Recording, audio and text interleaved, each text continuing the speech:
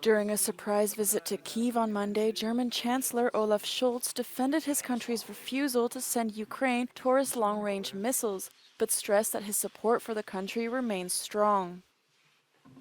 Bei einzelnen Waffensystemen haben wir eine bestimmte Einschätzung, ob das richtig ist, sie zur Verfügung stellen oder nicht. Das hat was mit der Reichweite zu tun und den Notwendigkeiten, die Zielsteuerung zu kontrollieren. Und deshalb haben wir gesagt, da nicht. Aber das mindert unsere Unterstützung nicht, die eben sehr umfassend ist. Und das ist mir wichtig zu sagen, auch umfassend bleiben wird.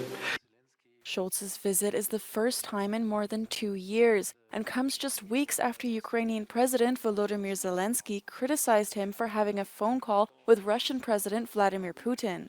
Zelensky said that German air defense systems have saved tens of thousands of people in Ukraine, but also said support should increase. During the visit, Zelensky took Scholz to a military hospital where they spoke with wounded soldiers. He also showed Scholz through an exhibition of drone equipment, showcasing domestically produced drones as well as those created in cooperation with German companies. Hungary's foreign minister has reiterated Budapest's stance on peace during his 12th visit to Moscow since Russia's full-scale invasion of Ukraine in 2022. Peter Szijjártó, who has repeatedly visited Russia, a step that his European colleagues have avoided, met with Sergei Lavrov on Monday.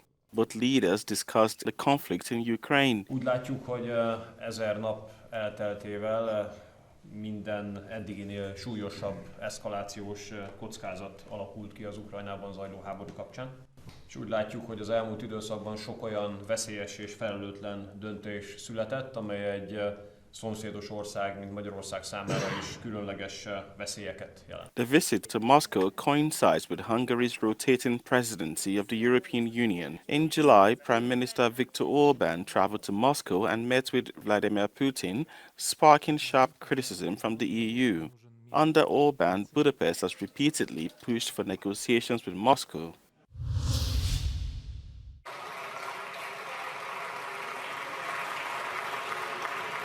French Prime Minister Michel Barnier's government is hanging on by a thread. On Monday, Barnier decided to use the controversial Article 49.3 of the French Constitution to force the adoption of next year's social security budget. In retaliation, both the left-wing coalition, the NFP, and the far-right National Rally Party have announced that they will be filing separate motions to topple Barnier's government.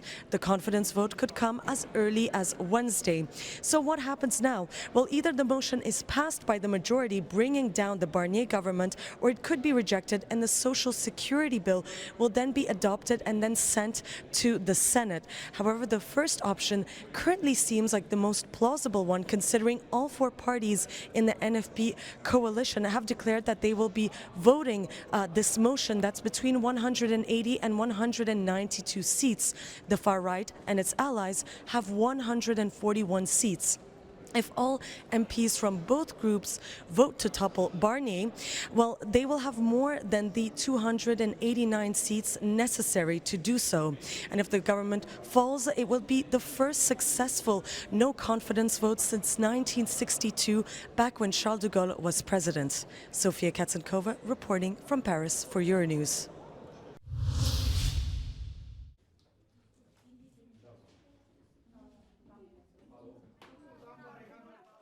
Pro-European parties won Sunday's parliamentary general elections in Romania, but far-right parties achieved a better score than never before, which is more than 30% of votes. One of the arguments used by the right wing during the campaign was that Romanians are not respected by the EU, and the delayed late accession of Romania and Bulgaria to the Schengen area was a proof of that. Since 2007, Romania is a member of the EU, and in January, 13 years after the beginning of the process, it finally became a full member of the free movement area. The Schengen story was actually very used by the sovereignist parties and the far right, saying, listen, Brussels do not treat us, does not treat us as equal partners. And I think this also contributed to the whole general feelings against the EU. Since 2015, many member states have been temporarily closing their borders, referring to health or security reasons.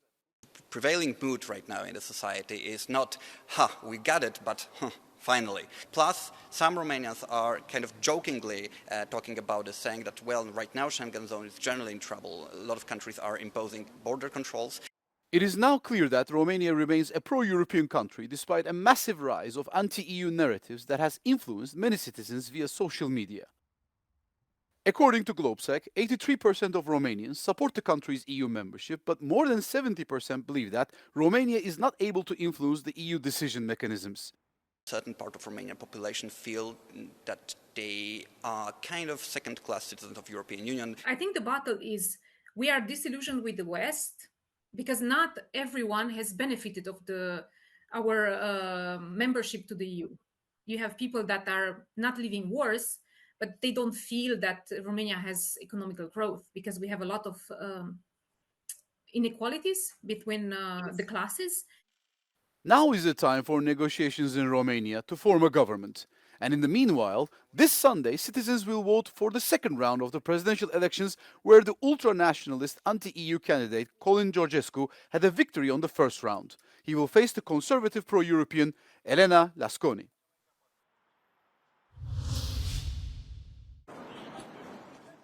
With a walk in the park and the desire to bury the hatchet between the European Commission and the Council, this was the first working day for the new President of the European Council, Antonio Costa, and the President of the European Commission, Ursula von der Leyen, who has a new team of commissioners. Their meeting with the President of the European Parliament, Roberto Metsola, is the beginning of a solid partnership for Europe, they said. The College of Commissioners received final approval from the European Parliament last week, and Antonio Costa was elected by EU presidents and prime ministers on 27th of June, although his term of office only began on 1st of December.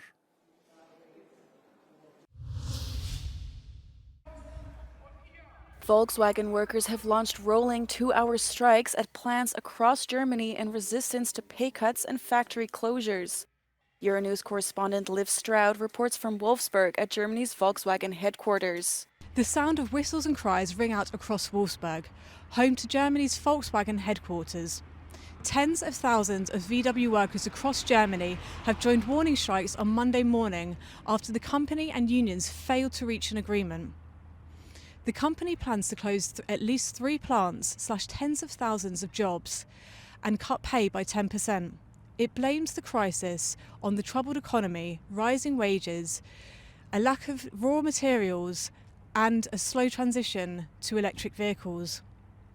With snap elections coming up in February and the car industry very much the backbone of the German economy, it seems more than likely that Germany is going to vote for a change in leadership. Liv Stroud in Wolfsburg for Euronews. Thousands of workers at Germany's Volkswagen headquarters in Wolfsburg began warning strikes on Monday morning. The Works Council slammed shareholders for prioritising billions of euros profit as workers face job insecurity and mass layoffs. Ja, heute hat die IG Metall zu einem Warnstreik aufgerufen, weil wir natürlich uns in der momentanen Situation bei Volkswagen verunsichert und unzufrieden sind. Viele machen sich Sorgen. Sie merken das alleine schon aufgrund der Tatsache, als wir gerade rausgingen, sind es sehr viele Menschen, die sich bewegen, aber es ist still. Es ist ja so, als ob man ein Teil einer traurigen Veranstaltung wäre und das ist schon sehr beklemmend. The mood in Wolfsburg is somber as talks between the union and VW are set to continue next Monday. Ja, ich bin ja jetzt seit über 40 Jahren Mitglied bei Volkswagen. Mittlerweile bin ich in der sogenannten Alterszeitzeit, also in der passiven Zeit. Aber ich bin ja auch langjähriges Mitglied der IG Metall und ich war ja auch ein Vertrauensmann und natürlich bin ich verbunden mit der Region, mit dem Unternehmen Volkswagen und ich bin ja auch sehr betroffen. Ja. Ich mache mir auch schon Sorgen, was ist mit der Zukunft der Stadt, mit der Zukunft der Region, weitere Regionen, die betroffen sind, auch im Werk Emden, an der Kollegen. Unsere Kinder, wo lernen die, wo arbeiten die in der Zukunft, das ist schon sehr beklemmend. Ja. 9 out of 10 VW plants located across Germany joined the strike as the car company plans to shut 3 plants, terminate thousands of employees and slash wages by 10% in a bid to save cash as consumer demand for cars is stuck in neutral. But declining sales are not just hitting Germany. Italy, France and Belgium are also reporting a dramatic slump in sales, which could lead to a deeper crisis within the Eurozone. Liv Stroud in Wolfsburg for Euronews.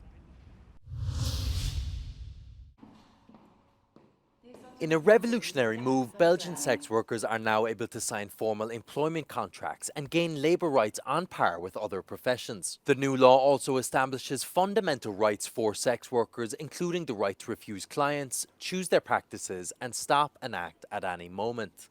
Ik vind dan de voordelen van de nieuwe wet nu zijn dat je gemakkelijker leningen kunt aangaan bij de bank, naar verzekeringen toe ook gemakkelijker kunt verkrijgen en dan het pensioen ook, dat ook voor ons beter gaat zijn. En als je ziek bent ook, dat wij dan ook onze uitkering kunnen krijgen. Hoping to clamp down on abuse and exploitation within the industry, the law means sex workers will now have access to health insurance, paid leave, maternity benefits, unemployment supports and pensions.